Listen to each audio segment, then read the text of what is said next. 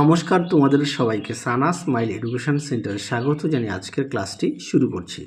আজকে তোমাদের সঙ্গে আলোচনা করব তোমরা যারা অষ্টম শ্রেণীর প্রথম পর্যায়ক্রমিক মূল্যায়ন পরীক্ষা দেবে তোমাদের জন্য রায় ও মার্টিন প্রশ্ন বিচিত্রা থেকে আজকে সমাধান করব অষ্টম শ্রেণীর ভূগোল বিষয়ে মডেল নাম্বার 8 অর্থাৎ 8 নম্বর স্কুলের যে সমস্ত ছোট ও বড় প্রশ্নগুলি আছে তার সমস্ত প্রশ্নের উত্তরের সমাধান করে দেখাবো। চলো দেরি না করে মূল বিষয়ে যাওয়া যাক।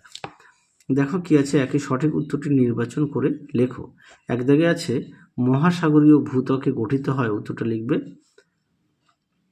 Basalt, option B. পরবর্তী দেখো কি আছে, দুই দাগের ভৌমজলের উৎস হলো, উত্তরটা লিখবে শিলামণ্ডল, অপশন এ। পরবর্তী দেখো, আচ্ছা এই প্রশ্নের উত্তরটা একটু কনফিউশন আছে, হ্যাঁ। তারপরে দেখো তিন দাগের চাপ বাড়লে পদার্থের ঘনত্ব বাড়ে, অপশান এ। চারে দেখো পৃথিবীর ব্যাসার্ধ হলো 6370 কিমি, অপশান সি।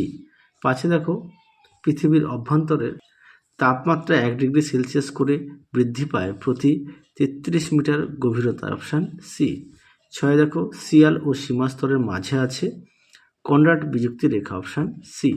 পরবর্তী দেখো শূন্যস্থান পূরণ। একে আছে ইসলামাবাদ শব্দের অর্থ, উত্তরটা লিখবে শান্তির শহর। দুই আছে ভারতের ক্ষুদ্রতম প্রতিবেশী দেশের নাম, উত্তরটা লিখবে মালদ্বীপ। তোমাদের কাছে একটি প্রশ্ন রাখছি, অবশ্যই কমেন্ট বক্সে উত্তরটি জানাবে। প্রশ্নটি হলো বাংলাদেশের উচ্চতম শৃঙ্গের নাম কি? আরও একবার বলছি, বাংলাদেশের উচ্চতম শৃঙ্গের নাম কি? অবশ্যই প্রশ্নটি কমেন্ট বক্সে জানাবে। পরবর্তী দেখো কি আছে, বিয়ের এক কথায় উত্তর দাও। মায়ানমারের পূর্ব নাম কি? উত্তরটা লিখবে ব্রহ্মদেশ বা বর্মা। পরবর্তী দেখো দুই দাগের কোন দেশকে ল্যান্ড অফ থান্ডার ড্রাগন বলে? উত্তরটা লিখবে ভুটানকে।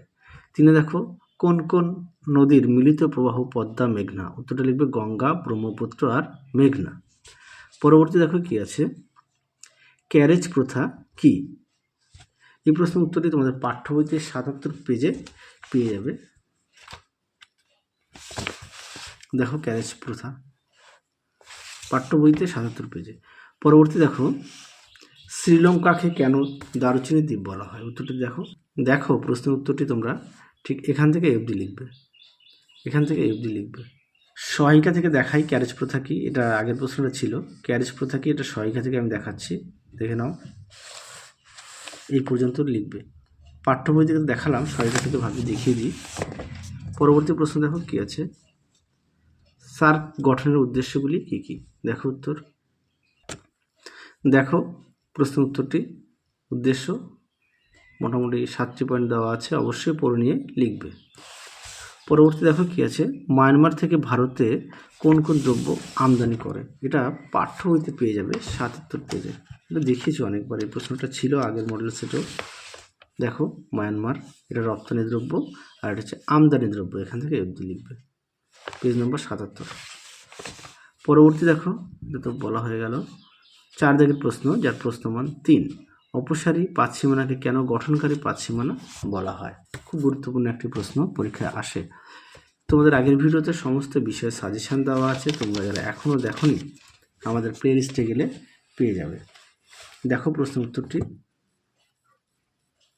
এখান থেকে এই পর্যন্ত লিখবে।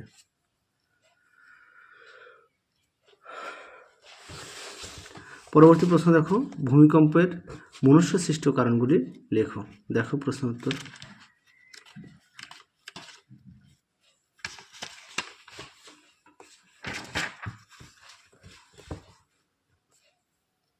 তোমরা এটা লিখতে পারো, হ্যাঁ, এগুলো লিখতে পারো। পরবর্তী দেখো কি আছে, প্রশান্ত মহাসাগরকে আগ্নেয় মেঘলা বলে, ব্যাখ্যা করো। খুব গুরুত্বপূর্ণ প্রশ্ন, পরীক্ষায় আসে এই প্রশ্নটি খুব, তোমরা অবশ্যই ভালো করে পড়ো।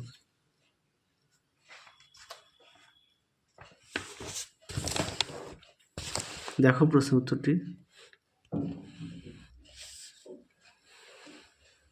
দেখে নাও, দেখে নাও উত্তরে বাকি অংশটুকু এই পর্যন্ত লিখবে। পরবর্তী দেখো কি আছে, জাপান কেন ভূমিকম্প প্রবণ? দেখো প্রশ্ন উত্তরটি।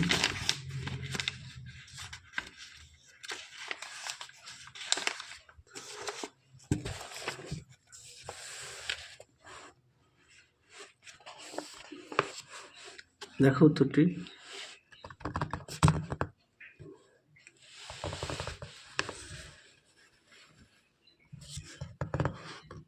ঠিক এই পর্যন্ত লিখবে। পরবর্তী প্রশ্ন দেখো, নিচের প্রশ্নগুলো উত্তর দাও যার প্রশ্ন মান 5। একে আছে আগ্নেয়শিলা কাকে বলে, উৎপত্তি অনুযায়ী আগ্নেয়শিলা শ্রেণীবিভাগ করে বিবরণ দাও। উত্তরটি দেখো। দেখো প্রশ্ন উত্তরটি।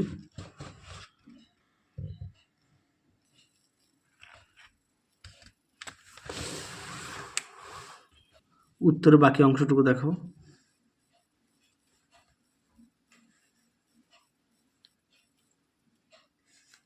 এই পর্যন্ত লিখবে। পরবর্তী প্রশ্ন দেখো, 2 দাগে চিত্রসহ শিলাচক্রের একটি বিবরণ দাও। উত্তরটি দেখো। দেখো উত্তর।